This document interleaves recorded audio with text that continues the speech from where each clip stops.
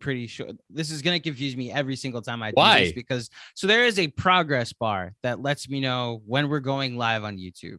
Okay. And when I go rewatch it after we've signed off officially, that anything we say during that portion, John, goes live. So and it's doing a weird thing on YouTube right now. Can I switch to gallery view? Okay, it's going back and forth rather than having us side by side.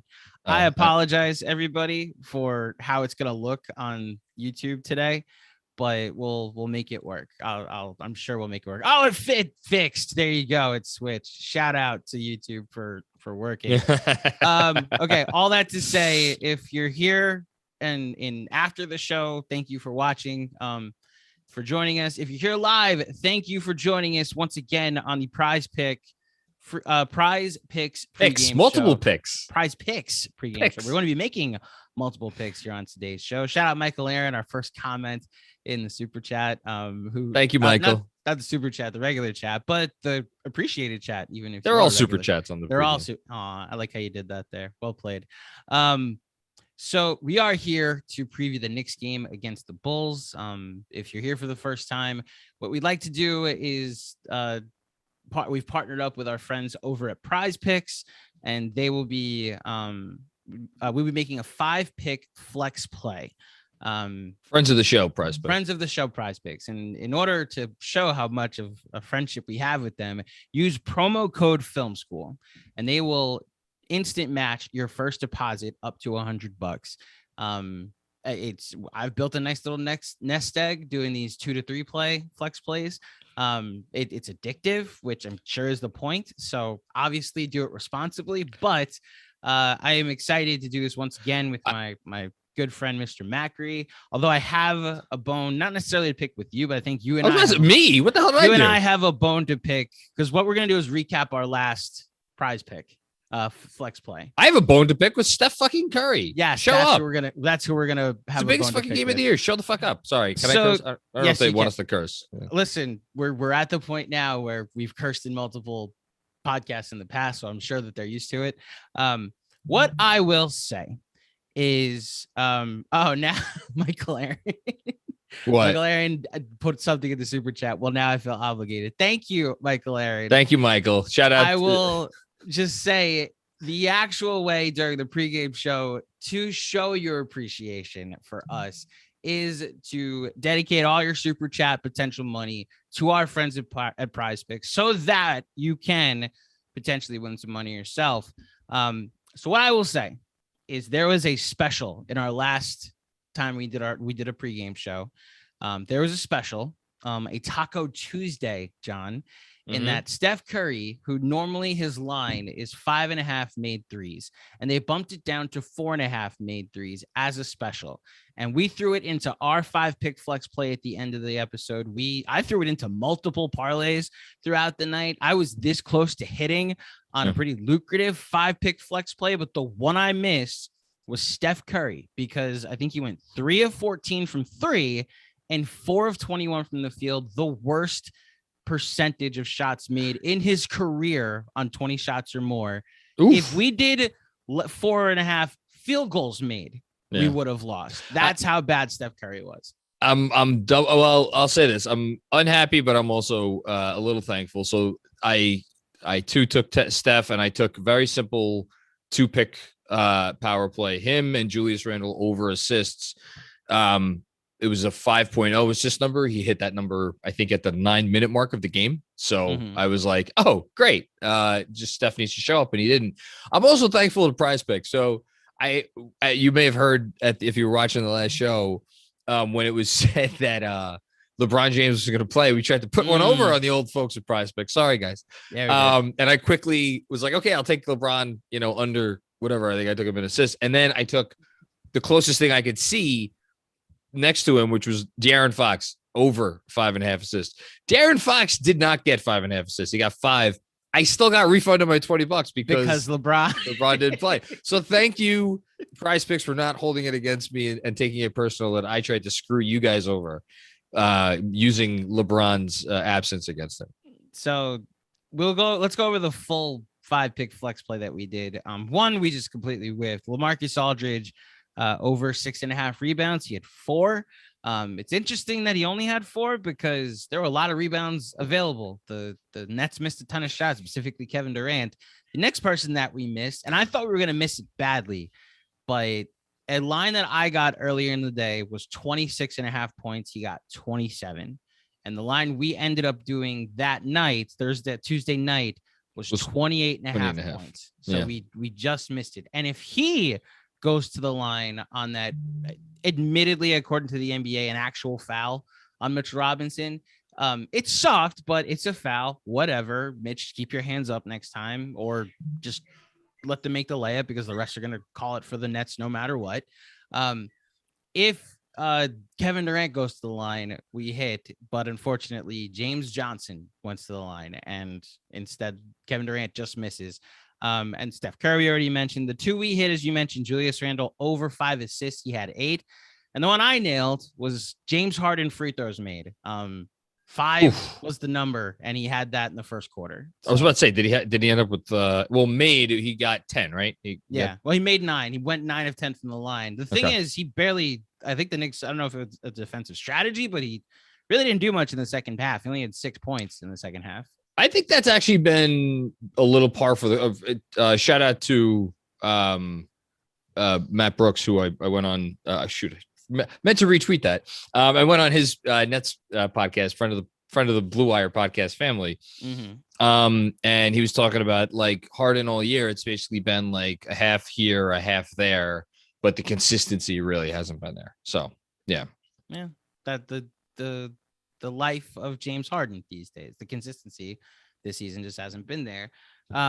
We're here to talk about a different team that the Knicks are very familiar with. This is the 3rd time they're playing them in the first 22 games. Yeah. I've never seen a full schedule like this. Like last year, they clumped the games together because of COVID, and you wanted to like avoid multiple road trips if you had to, or makeup games. Like if I understood it then. Yeah. But yeah, I've never the Knicks have played the Nets, the Bulls 3 times in the first 2 months of the season. It's kind of crazy when you think about it. And there's also been a lot of again, I get the reduction in travel, but there's been a lot of back-to-backs where teams are playing, 2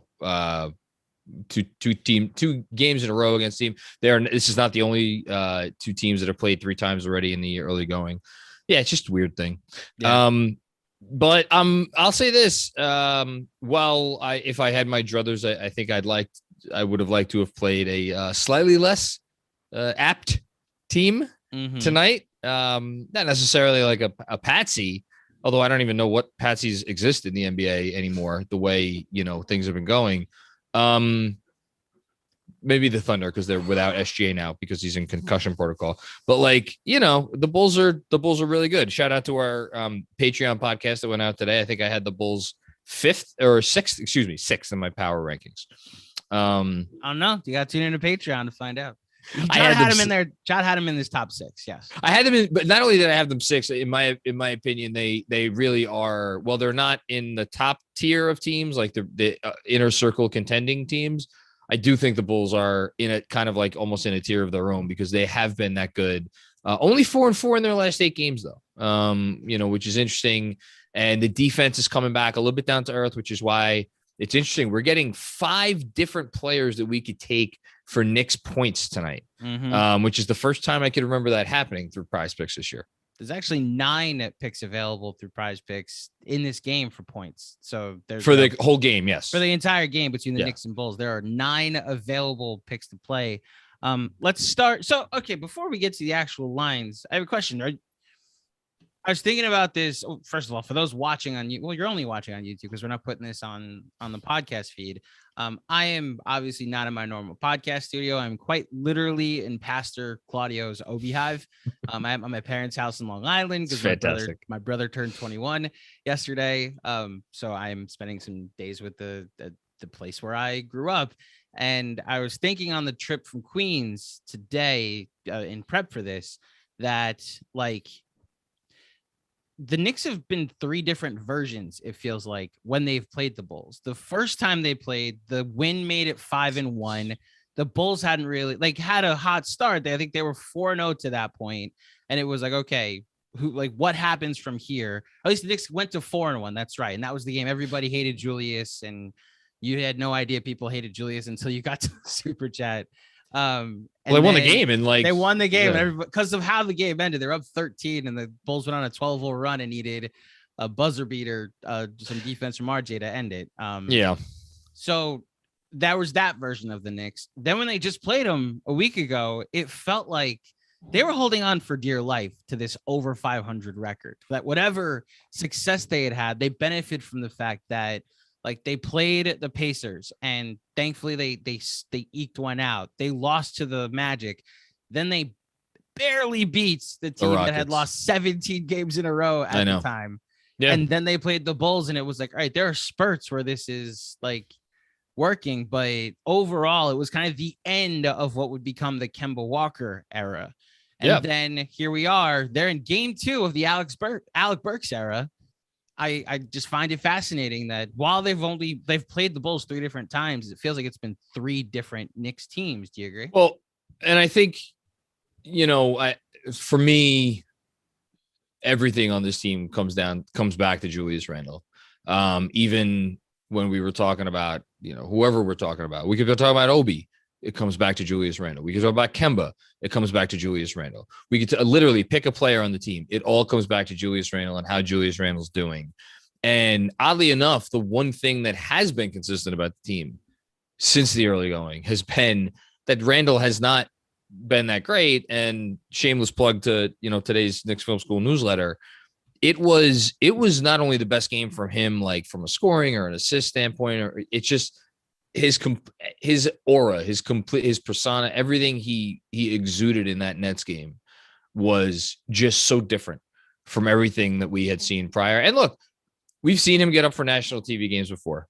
That's why I do think this is a big game tonight to see how he comes out. It's at home, it's against a quality opponent. I would expect more of the same. And the thing, I got a funny feeling I'm going to be hitting a lot of Julius overs from this point forward. Okay. And it's a question of what overs do I want to hit? And can we actually start elsewhere, not points? Can we start with assists? So Julius Randle's lines tonight across the board, 20.5 points. Yeah. 9.5 rebounds. And the one John wants to look at, 4.5 assists. And I did star this on my little cheat sheet. And then 3 free throws made. Those are the 4 available lines for Julius Randle. What do you like? I, again, love the assist number. To me, this team, they started putting it together, around mid-season last year, or like that's when we were like, okay, this is a real team. It's not a cute little story anymore. And I'm just looking at it right now. Just if you go back to last season when Julius really, really started to ramp things up. So, like for instance, he had a stretch from game 34 through game 42. So it was 9 straight games where he had over 4.5. He had 5 assists or more. Including a game where he had 17 assists, where he had 12 assists. Then he had another stretch not too long after that, starting with game 48, or the Knicks game 48, his game 47, where he went 6, 11, 3, 12, 6, 11, 5. And then like another couple of stretches, throughout the end of the year, like he will go on these runs where he is just, he looks like a slightly poor man's LeBron James and how he dictates the offense. And then other times, not so much. I think we are on the verge of one of those runs. And so for me, the easiest number tonight is the assist number. I agree. Free throws at 3, if like they clearly made it an effort. Oh, no, we got news. No, what's the news? RJ Barrett and Nerlens Noel are out for tonight's game against Chicago. Nerlens Noel not mentioned in the pregame. He wasn't asked about it in the pregame, actually, Tibbs. Okay. Guy doesn't look right, so I'm not as shocked. So that would mean, are we getting Taj tonight? Well, I mean, Mitch will. As a backup center. That's interesting. That's very interesting because the Bulls are small behind Vucevic. So they might go Obi at the. So we might see some extended Obi at the 5 minutes or Obi next to Randle minutes. Maybe. Yeah.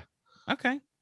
That I'm not going to change anything, but that makes me like Randle rebounds a lot. I think you're right about assists or free throws is where I'm going with the Randle bet for tonight. But if we're going to see the Knicks go small, that means Obi's going to be playing on the wing more, and then Randle will be down low to get a bunch of rebounds. So 9.5 actually seems doable. I just wish, sorry, I don't care. You're good. That number of 10 to get it, to have to get at least 10. I don't care if you're talking about assists or rebounds. Rebounds, there are some guys in the league who you're like, okay, this guy's getting 10 rebounds. And there are like 5 or 6 of those guys. Capella being the most recent example where it was like, yes, it was 13 and we were like, take the over. Yeah. And a couple of the other centers in the league, if you want to tell me, Russ in certain games is like as safe a bet as anybody to get his 10 assists. Other than that, those high assist numbers, or rebound numbers, and in this case, it's a rebound number for Randle. You like him, you like these ones, but I'm not saying he can't do it. He might get in the first half. We've seen him get, borderline triple doubles in the first half. I don't know. I think a lot of it had to do with how many poor shooting nights the Knicks had been having, and it was like there's going to be rebounds available, which is more my thought there. And that's why I like assists more now. Because I like assists a lot more. There are more people in the starting 5 now that are going to be making shots for Randle. And if he's not going to be, as you mentioned, the quasi poor man's LeBron James, I imagine that there are going to be more assist opportunities now because guys will be making shots when Randle passes it to them. And just one more thing. When Julius circle that one. When Julius really found his groove again in the second half of the year and became more of the point forward thing that he really, really leaned into, I understand he was kind of doing that all year. Like the rebounding numbers were more inconsistent. Whereas in like the start of the year, he had 7 games to start the year where he had double-digit rebounds. I think just the complexion of their team changed a little bit in terms of style of play and all that as the year went on. And I think if they're going to get back to that now, whatever. We'll see. But suffice it to say, I like the assist number. Next up, Zach LaVine. What are we looking at for Zach? So 23.5 points, 4.5 rebounds, 3.5 assists, 2 made 3-pointers, and 3 free throws. Why is that 3-point number so low? I'm sure I'm going to look right at it. Yep. So here I got the number for you now. In 17 of their 22 games, he's hit at least 2 3-pointers. What are we missing? That's the literal number I circled and said, why aren't we taking Zach LaVine over 2 free throws and like 2 3-pointers and like 2 3-pointers? It's 23.5 points. We have to get 24 points to hit the over tonight. To me, is even a little low. Wait, hold on. You're talking LaVine 3-pointers. Yeah. Oh, you know what? You were looking at I was looking at 40. I was looking at Fournier. Never mind. So I even wrote LaVine, and here we are. Okay, so scratch that for LaVine. So no, then we're back to points. We're back to points, assists, rebounds, and free throws. Well, hold on. Wait, no, let's stay on the 3-pointers number for a second. Because you said it's 2.5, right? No, I didn't see it in line for LaVine on 3-pointers. Okay, so then never mind. That's the thing. Yeah, that's operator error there. I apologize, everybody. Okay. So I kind of like the 48 number though. 48 too, but that's the thing. He could have one. He can go 1 for 7, or he can go 5 for 7 tonight. And also, while we're on the 3-pointers, and then we could just move on from this category, I think. Alec Burks 2.5 made 3-pointers. I mean, there are several Alec Burks props that I like tonight. Yeah, he's especially with no RJ now. Mm-hmm. So I don't know. Like, that's a good point. Look, what's that? That's a good point. No RJ. So who's starting at the 2? We don't know. If I had to guess right now, they go Derrick Rose. I think Grimes starts. So the second half of the Nets lineup, I think he starts. That Grimes. went well. If you need, anybody, if anybody needs more evidence, and I understand Derrick Rose started a game earlier this year, and that was because Kemba Walker was out and he wasn't going to start, Deuce McBride. Like, if anybody needs any more evidence that Tom Thibodeau likes to keep certain things where they are, almost regardless of what else happens, I think you just look no further than some of the decisions that he's made this year.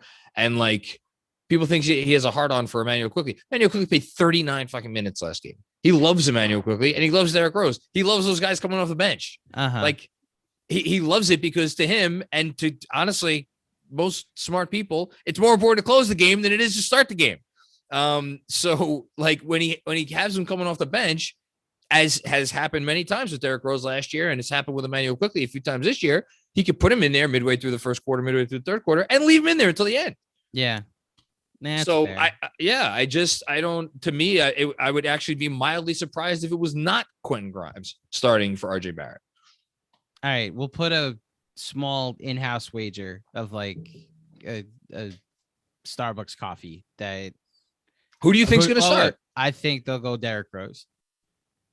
I mean, correct me if I'm wrong. Okay. You think so? You think I think he'll just shift everything up. That's one of the benefits of putting Burks in the starting five is that your first sub can be Derrick Rose for either Fournier or RJ. Look, I could be wrong. I think Tibbs also didn't like what he saw when Grimes started the second half against the Nets and was like, I cannot start a game with that. I think Ivan Drago came out of the fucking tunnel at halftime and was like, oh, this is a fight now. And that's why he's like, yeah, I got to get the rookie out of here. I don't think it means he doesn't have faith in the kid. All right. Oh, look, maybe we'll be on the air and we'll find out who's right when it happens. Okay. Well, we probably will because the Knicks Twitter account is usually pretty good about tweeting out the starting lineup. And I'm sure that PR announcement was like an indication that we were thinking about who's going to be in the starting five. Now these two are out, so now we can decide on a starting five. We'll see.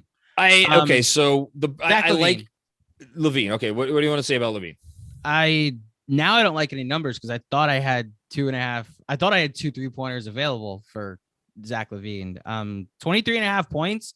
He's gotten more times than not 23.5 points, but one of the games where he got less than 23.5 was against the Knicks. So I'm almost wondering if you stay away from his point totals and Zach LaVine altogether. What? Jericho Sims is also out with an illness. I'm not saying it. I know they said no COVID related illness, but there's also a new variant that. Oh, they would know. Never mind. They have the smartest doctors. They would know. I hope whatever's going around the Knicks locker room isn't bad. Yeah, me too. Sounds like food poisoning, to be honest, but you like think? Is that something that goes around? Well, no, like a bunch of them went out to dinner together and they all ate the same thing. Because if the whole team's not sick, then it's not something contagious, We'll see. That's a thought, at least. Look, I'm by the way, recklessly speculating at the moment. Zach LaVine, the Bulls have played 22 games. He's hit 3 or more free throws in 14. So almost 2/3 of those games, including both games against the Knicks. He hit 7 for 7 from the line and 9 for 9 from the line against the Knicks. He doesn't really miss from the line. And then I'm looking at some of the games that he didn't get any free throws.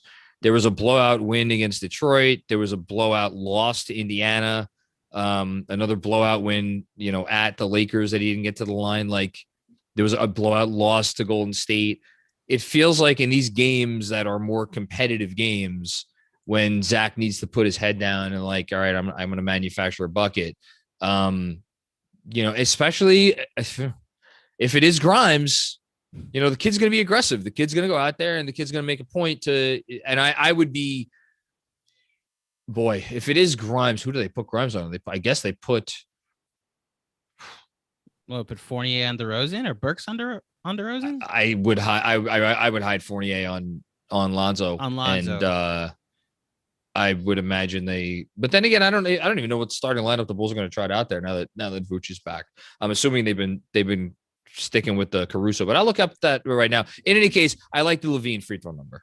Okay. It's a 3, which sounds right. For an over. And then DeMar is a little higher, 5.5, a little rich. Let's get DeMar out the way. Let's get a couple Bulls out the way. DeMar's 23.5 points, 4.5 rebounds, 4.5 assists, no 3-pointers available, and 5.5 free throws. What do you like? I mean, guy gets to the line like it's his job. Another free throw bet. Looking at it, you mentioned 14 out of the 15 14 out of their 22 games that Levine has gotten at least 3 free throws made. Yeah. We're at 17 out of their 22 games. He's got 5 free throws made. So we're asking him to get. Well, to is it 5.5? Oh, this might be the James Harden logic that I used the other night. Can DeMar DeRozan get to the line 3 times? Because then I'll take 6 free throws and probably make all 6. Excuse me. Javonte Green has been starting, not right. There's not a Javonte Green prop too. I saw that for 6.5 points. For points. So that I sure as shit hope that they hide Fournier on Javonte Green. Which would mean Randle would get his chance against probably Randle against Ball in that case. And then you got your 2 wings, Grimes and if it is Grimes, and Burks against Levine and DeRozan. Any way you cut it, this is a game where it hurts not having RJ, not having a healthy, going good RJ. Ooh, these free throw numbers are looking tastier the more I talk about this. But here, are they going to foul both of these guys nonstop? You know what I mean? Mm-hmm. It's I could see one of them getting it. I could see another one. But again, the number's also not that high, though. That's the thing. Shameless plug to PrizePicks. You could do it so that you take, if you get whatever, you don't have to get all of them. You could make your entry such that if you get a few of them. So if you're super confident that either Levine or DeRozan are going to get their trips to the line, but you're not 100% sure about both, there's a way that you could kind of make that work for you. Yeah.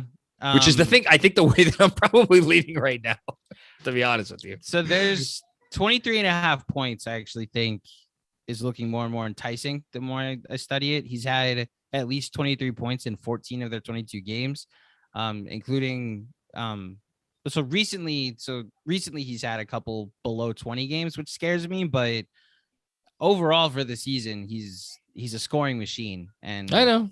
He's been great. The most recent game against the Knicks, he had 31, and no RJ, I think, also is a factor here. So, I'll circle his point total, but the rebound one is also the free throw one is also noted. Alec Burks, 15.5 points. Yeah. 5.5 rebounds, 2.5 3-pointers made. Yeah, so Alec has obviously gone over 20 points in each of the last 2 games. He has done that once before in his Knicks tenure. He did it last season. The 48, points that he's had over the last 2 games combined ties his 2-game high with the Knicks. We've never seen him go 3 games in a row again in a Knicks uniform over 20. He may have done it at some point in his career earlier, but a while ago.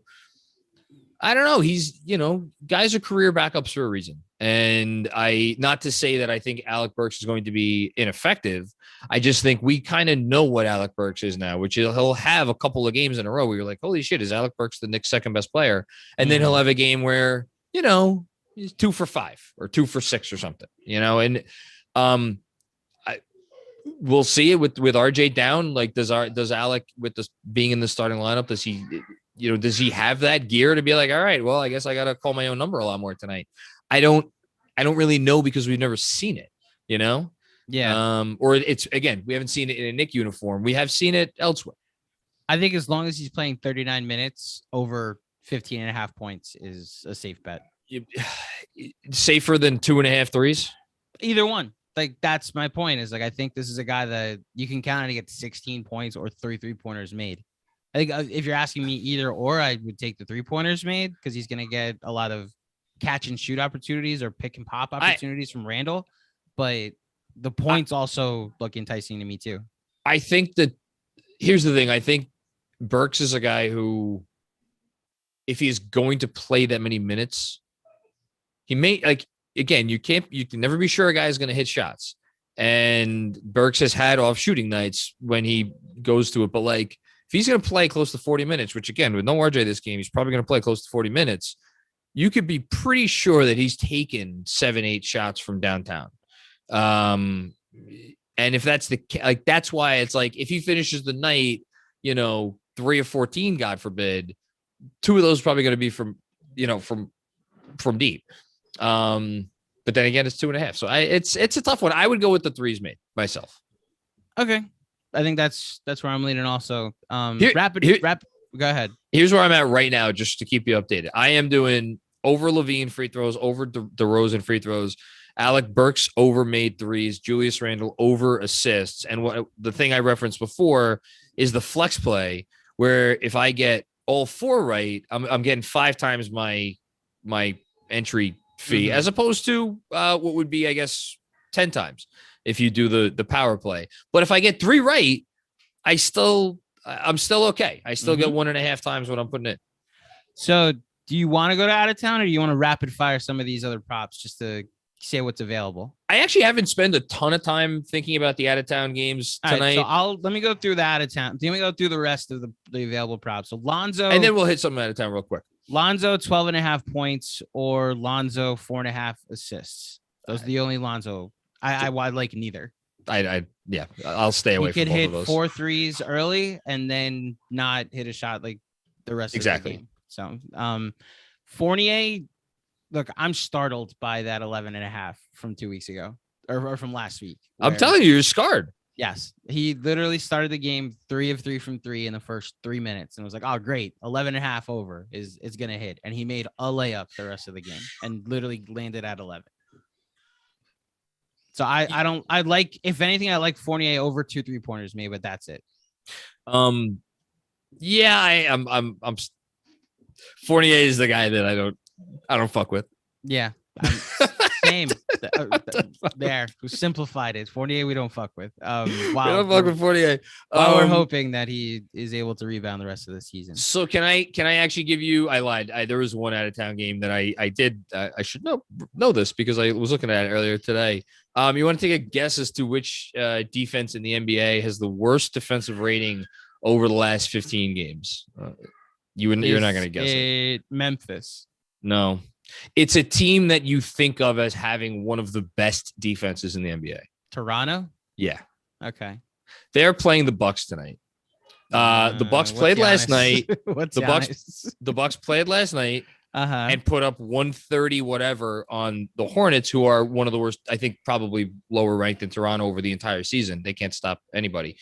And now they're playing Toronto. So just a couple of the Milwaukee point numbers. Giannis 26.5, Chris Middleton, what the hell? Middleton 17.5, Drew Holiday 14.5, and our old buddy, Bobby. Bobby Portis. Bobby P. There you go. 13.5 points. And Grayson Allen at 11.5. If it was playing the Knicks, I'd say over. I'm taking one of these as my 5th. I don't know which one, but I'm taking one of them. Okay. I like it. And then, so here's what we'll do. You'll have yours, and then I'll have my out of town, which is there's a special currently running for the next 12 minutes. If you catch it now, what is it? Might not be available in a few. Oh, you're watching this later. Your football one. The Dallas Cowboys are playing the New Orleans Saints tonight on Thursday Night Football, and Dak Prescott for the next 12 minutes is available at 249.5 passing yards. Dak Prescott, when the Cowboys here's the problem is that their offense has been hit and miss recently, but it also there's this Chiefs game where they couldn't score. Then there's this Broncos game where they couldn't score. Outside of that, they score at will. And so I'm counting on the Cowboys to be able to, if not score points, move the ball tonight. So I'm taking that as my special for tonight, as my out of town special. So we've got, let's recap. So you've got over on Giannis is where you're going. I'm looking at Ted Cruz's smiling face right now. Grayson Allen. Okay. This picture actually doesn't look that much like Cruz. I think, yet once you see it, you can't unsee it. So it's a good number. I gotta say, they said a good number at 11.5. I'm not gonna screw around with this. I'm gonna go Giannis 26.5. Okay. Along with Giannis over 26.5 as you're out of town. And there are 4 collective prop bets. I'm gonna go in with you on this. Zach LaVine over 3 free throws made. DeMar DeRozan over 5.5 free throws made. Julius Randle over 4.5 assists.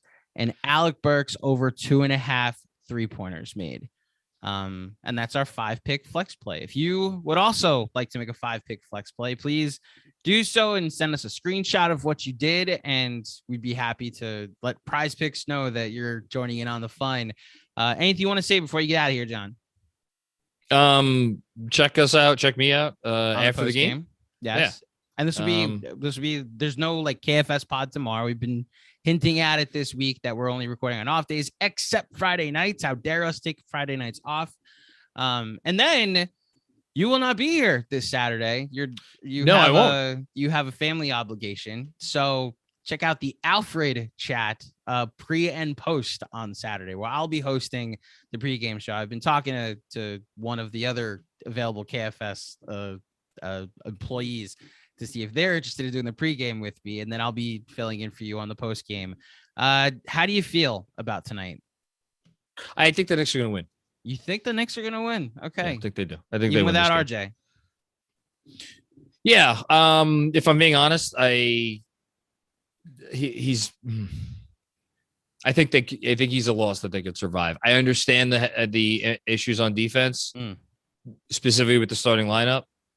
I don't think you're gonna. I think if I'm right and it's Grimes for RJ in the starting lineup, I don't think you're going to get the starting lineup for very much. I think you're going to see a massive amount of Emmanuel quickly in this game once again, and a lot of Derrick Rose. And those two guys have been just flat out good on defense, particularly obviously Emmanuel quickly. I think this will be a hard fought game. I think it will be the third straight game these teams play that comes down the stretch, and I think we get the best home win of the year.